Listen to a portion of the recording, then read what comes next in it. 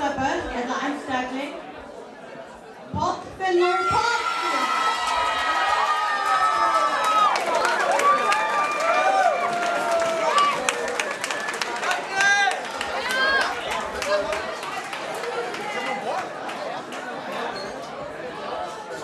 Til lukke.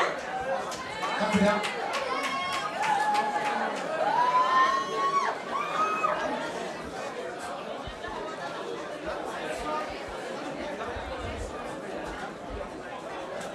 Sagt så hat.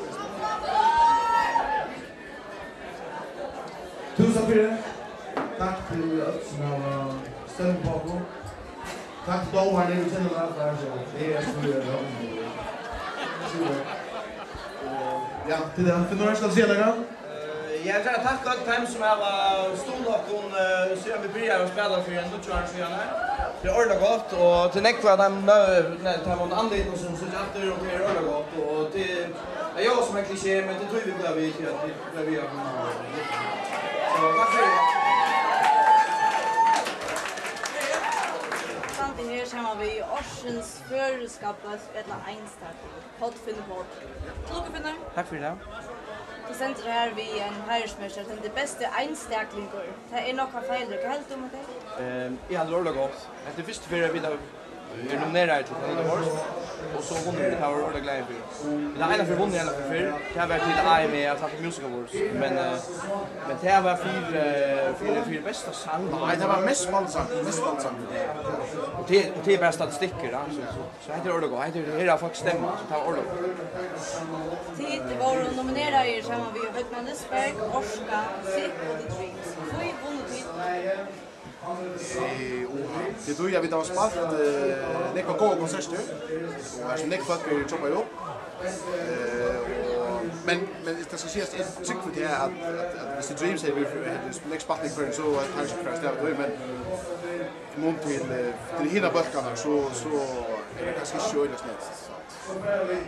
Det är just a cinema på sjön då. Det kan inte vara för Tid är ju bättre för att det ja, det är spelar Hasselgren och så har vi varit igång på slangen, vi är igång på show och konserterna som vi spelar nu, så tycker jag kommer mycket folk till att finnas det inte. Och plus det äldre äldste som är ju på kan säga att det är nog snäck som kommer lust på konserter liksom. Det är inte så fett bara men det är inte så bra man får ta dagar upp och där. Det är som att dra upp i Man har ju det tid det var nämnt att vi är nästa framtur. För dit att vinna hela kappet om 15 år. Är det på det var? Har du Arne kvar? Tror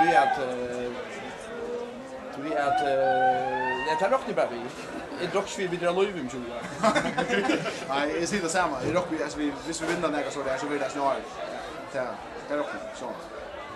Finns spelar sig om det av vi finner blir ball.